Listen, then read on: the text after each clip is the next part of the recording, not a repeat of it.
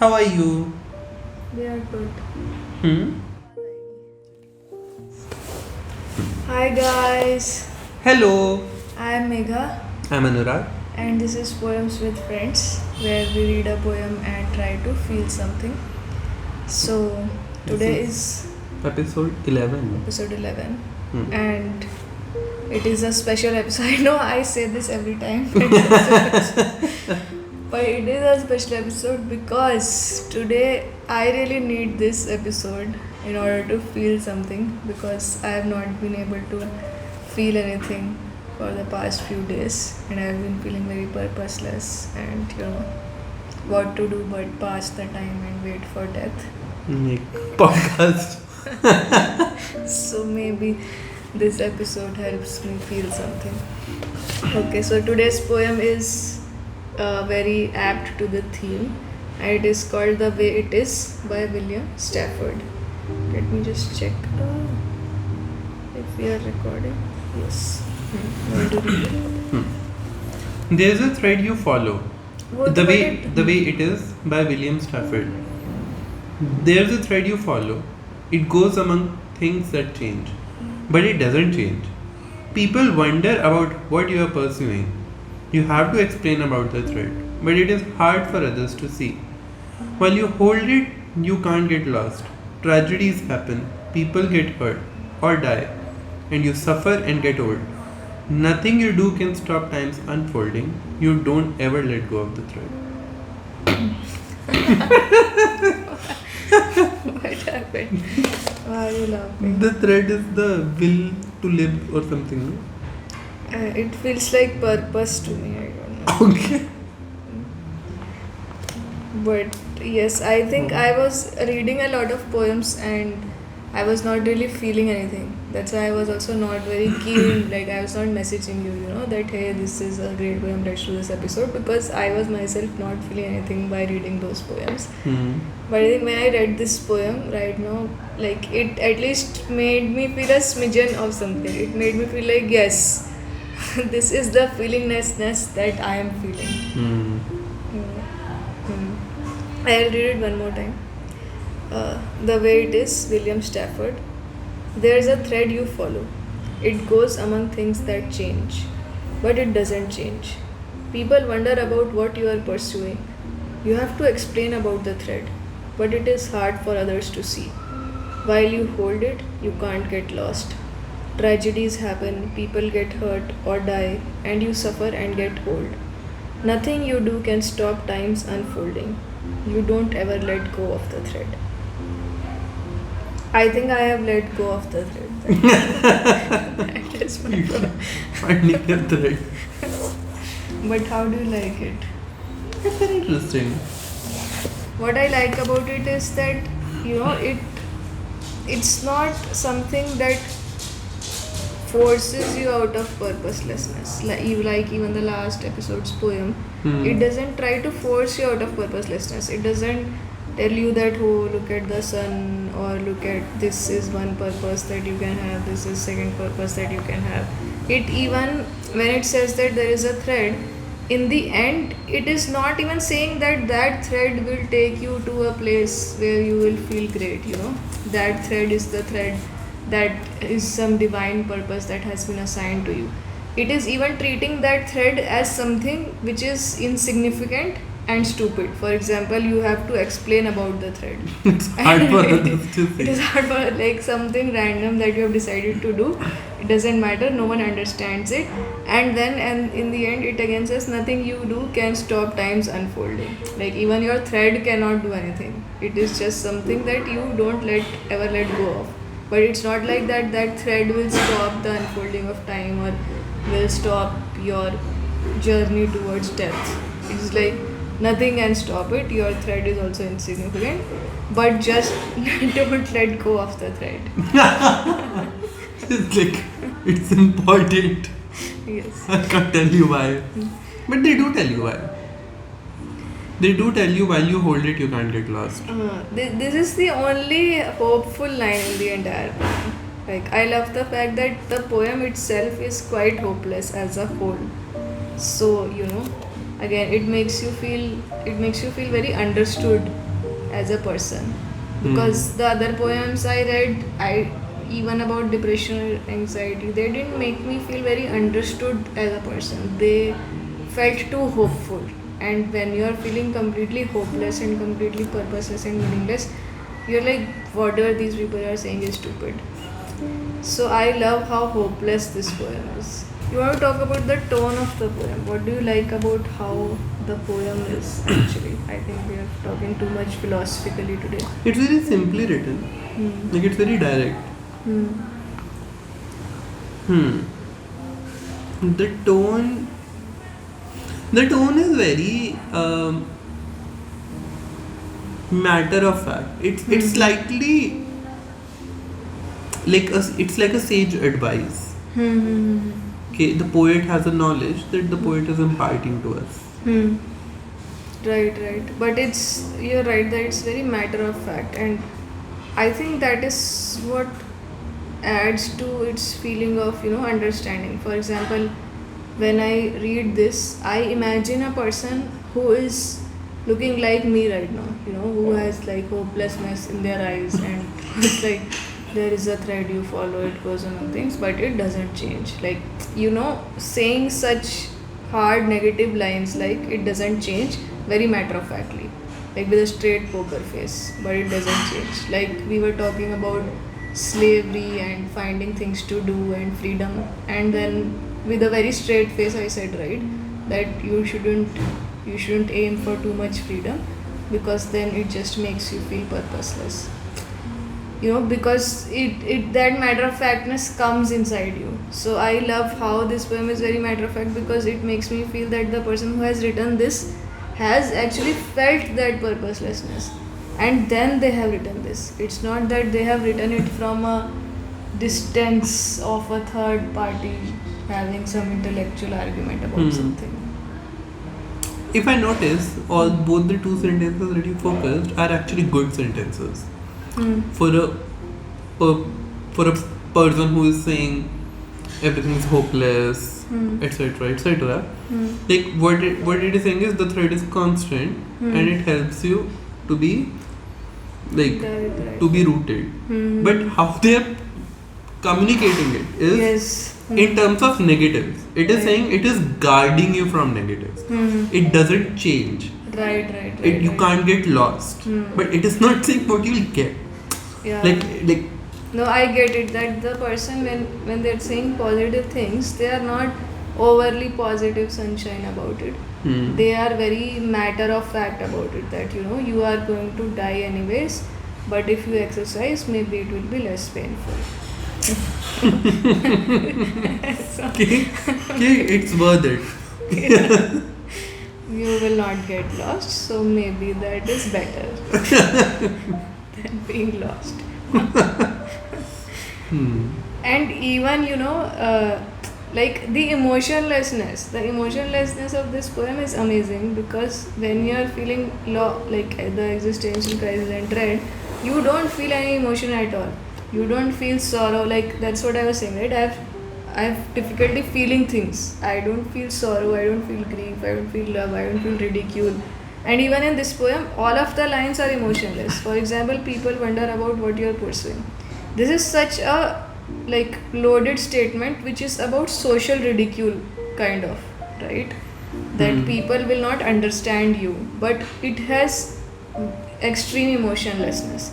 He is not going into the emotion of people not understanding you. Maybe there in some other poem, some other poet might have gone into the ridicule part of it. People will laugh at you, they will mock you, they will not understand you, will be alone, build up to that emotion, make you feel that emotion. But he's not doing all that. He's just stating it like a very emotionless person. People That is, I think, the title also, the way it is. Yes, right. It is the way it is. What can you do? You have to explain about the thread. Very just this person who has reached the epitome of purposelessness is telling you matter of fact. Actually, no, I don't think this poet is purposeless. This poet, in fact, is very I think the poet is saying it the way it is. The poet may feel slightly like dejected from life, but they very much have a purpose. And I think in the poem they're trying to defend it. What They're just purpose not do able you- to defend it in a way that convinces you. It's not saying oh exactly okay, oh you'll get XYZ things. In fact, he's saying it's very hard for others to see why I'm doing it. But the purpose is not to get lost. The purpose is that it doesn't change, which is very abstract. Like people are not able to see that. I don't feel that he's trying to defend something. I see that he has reached that feeling, and it's not that he's feeling purposeless, maybe not for the first time. Because if you're feeling that for the first time, you might feel like a lot of angst, or you might not be able to deal with it. But he has come to a place where he has accepted the purposelessness. That's why he says the way it is. So I don't feel like something that he's defending or something that he's finding. For example, when I was sitting down there and I said that, you just have to find a master who you can follow. That is all. I was not saying that with hope, or I was not saying that with, oh, this is like, this will make me feel good. I was just saying that with, this is one solution that I found, If I'm walking on fire and I have to walk on fire all my life and I cannot do anything about it, but I say that, oh, maybe if I lift my toes, it just pains a little bit less. That's all. It makes it sound. That's what it sounds to me. It doesn't change while you hold it. You can't get lost, but still nothing you can do can stop time's unfolding.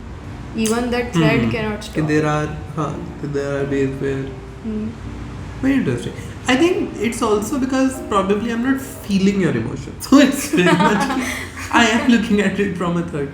Like this poem is a very third person perspective to me. Right, I am right. not able to put myself in the poem because number one, I have no thread I follow. I have multiple threads that are just lying around. But I love how you are the kind of person who is very untouched from the problem of purposelessness. I really love that about No, you. I have multiple threads. That's what I'm. That's trying to what, no, you are always engaged in something or the other. You are never completely, you don't completely give up on the world ever. You always have something, like your games or your knitting or something. Because they are the threads. Right. But you are very engaged in those things. As soon as it happens, I just go reach out for the threads. I don't ponder over the meaningfulness of the thread. Right. And you don't say that, oh, life is going to end anyways, but let me just play this game. You are very engaged in that game. Like, I am almost jealous of you because how can someone be so engaged all the time? It's okay. I think you could write a response to this poem. Like a very positive, hopeful response. No, I think it's difficult to answer this poem. Because this is not an engaging thing. I don't think the poet is even looking for a response. The poet is very much literally the way to it. Like, this is. Right. I actually also love how this particular line break, Get hurt or die. Yeah. I actually really liked it. It's another way of just saying things as if they don't mean anything. Tragedies happen, people get hurt or die.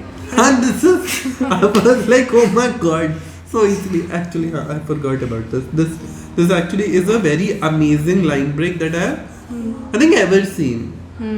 Because it actually put that surprise element in the line break. Like, it conveyed it in that next. Conveyed the surprise element, but still kept the matter of fact tonal quality of the poem.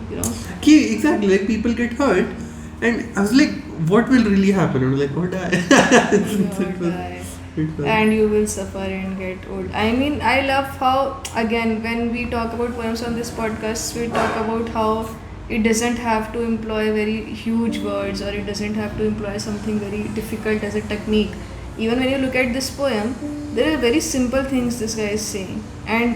But the amazing part why it works is, I think I will again focus on tone. Like, if you actually take the feeling of what you're trying to convey and you stick with that tone, even a very simple poem can have a great effect, I think, because he just sticks with that tone, and he doesn't say too much, he doesn't say too less. if I imagine him like a character in a play, let's say if you were assigned a character in a play and your brief was that you are this purposeless, hopeless person, but you have accepted the purposelessness of life, what would you say? You know, it's like a dialogue that you would say as this character, and you will stay in character while you're saying that. You will not speak too much, you will not speak too less, you'll speak as much as your emotion allows you to speak, you know. But do you also think about, you know, one is tone, which is me as a person speaking. The other is, I think you made this point a few episodes ago about who am I speaking to. So while writing a poem, do you think that people also think about who they are speaking to? Oh, that way I guess this poem feels more like an open diary. Like it is not actually engaging in someone directly. Like it's like, this is my life. I don't want, like, the poem does not feel like the non-engagement seems very part of this. Okay. Right. Yeah, she is not even like in the purposelessness. He's not trying to engage someone in particular. Open diary is a great term, right? He must, like, it is something that, you know, you could write in a diary if you wrote very nicely in a diary. मतलब ultimately it seems like कि हाँ ठीक है, but I think it feels like the poet Right. would not want, oh, the poem is so amazing. I think what the poet will like the most after reading this is कि, oh, I connected with you. I felt similarly. I think Yes. that will make this poet very happy. Exactly. That's a great point actually, and I think that applies to all poems. The feeling of genuineness, right? What you said, that instead of caring about how great a poem is, if we start caring about are we actually conveying the emotion that we are in, then that can make a poem even greater, right? And are we able to convey the emotion in a sense that will allow someone else in the same emotion to connect to us? It also has that advice quality, a little bit of that manifesto quality, that like, you do this, you will get something out of this. Like I think the poet is slightly more prescriptive than you say, because the poet is never saying the uselessness of the thread. Like it's Right. the thread is very useful. Like Right, it's like right. you should know it is only going to help you. Right. No, that's a good point. So I think if we dig deeper into the poet's emotion, he is feeling hopelessness. He has accepted the hopelessness, and he has found a solution to the hopelessness. And then he's telling the solution, which is like, you know, multiple stages of it. Maybe the first stage is I'm just feeling the hopelessness and I am very depressed. The second is I might have accepted it, but I still don't know what to do with myself. The third stage is that, oh, this is one solution, it seems like. You know, it actually reminds me of something I read in this non-fiction book called Flow. There was this thing called an autotelic personality. I was actually going to mention it before when we were having that conversation about how to enjoy yourself doing anything. So it talked about how some people have an autotelic personality, which is a way of keeping yourself, I think you have a very autotelic personality, which is a way of keeping yourself engaged in anything. And the way to do it is like create a problem which is not too hard, neither too easy for you to solve, then solve that problem, and then, you know, create another problem, like, which is your level will grow, so your problems will grow. For example, even if you're learning music, the way to enjoy it, or the way to enjoy learning anything, is you create something which is interesting to you, which is not too hard, not too easy, and then you cross that level. So the people who have autotelic personalities are able to, you know, go through life. They create their own problems. So there was this very interesting story that the author was telling, in which they were at some tourist location. I think they were at a shop in Scandinavia, like a small tourist like shop which sells like souvenirs and stuff. And then they went there, and then they asked the price for something like some swords or something, and then the shopkeeper quoted some price. They didn't ask, sorry, some other lady asked. The author was just observing, and the other lady, and it was a huge price, like it was not a right price, but the lady did not argue. The lady said, okay, fine, I'll take it. And the shopkeeper person got very mad. They said, no, I'm not giving to you, you go away. And so the author asked them that why did you send that lady away? She was ready to give you what you were quoting. And she said that she didn't bargain with me. And bargaining is something that I really enjoy. That is why I run this shop for. So that's like a game for me, you know. And she didn't let me play that game, so I don't want to sell to her. I was like, wow. This is so funny. It's like creating games for yourself, no? And then I think that's what I was thinking about even while reading this, because when you think about purposelessness, then you finally come to the conclusion. I have also come to this conclusion many times, but you know it's hard to follow. That you basically have to keep yourself engaged and you have to find a game for yourself.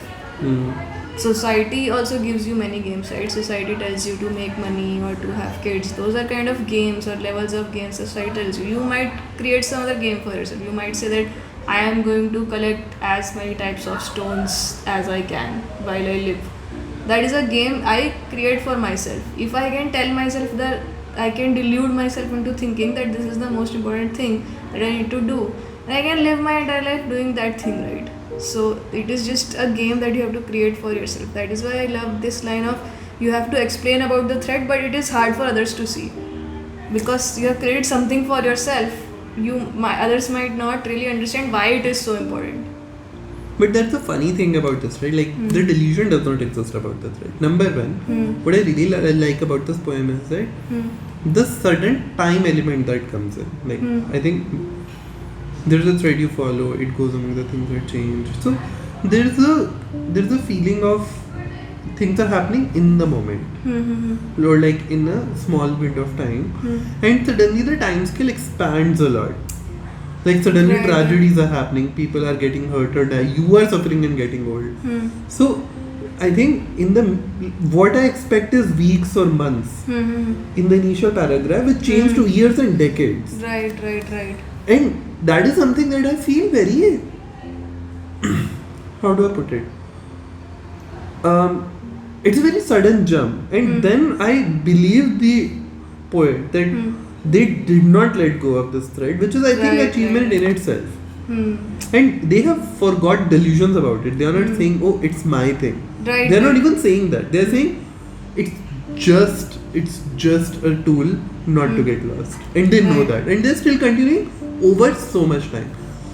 I think that's something I really like about it. Yeah, I also love the point that you're making, that this like even this last line is in itself saying that he hasn't let go of the thread because he has come back to this line. And when I was saying you have to make a game for yourself, of course your delusion has to be so strong that you don't think that it's a game, you know, you really think that this is the most important thing in your life. For example, I think when I was saying that people are very important for me, I think that thing is so strong that I don't feel it as a delusion anymore. You know, if I assign a certain importance to this person and I say that I will do anything for this person, that delusion is so strong that I will literally do anything, like over the course of years and years and years. That is the thread you follow, and it has worked for you. Yeah, but I like coming back to the abstract point of, I love how he, like, you know, very subtly introduces that point of life is nothing, it's just a game that you're making for yourself. And he just very subtly makes that point. He doesn't go into the whole intellectuality of it. He doesn't comment on, you know, how the society makes games for us.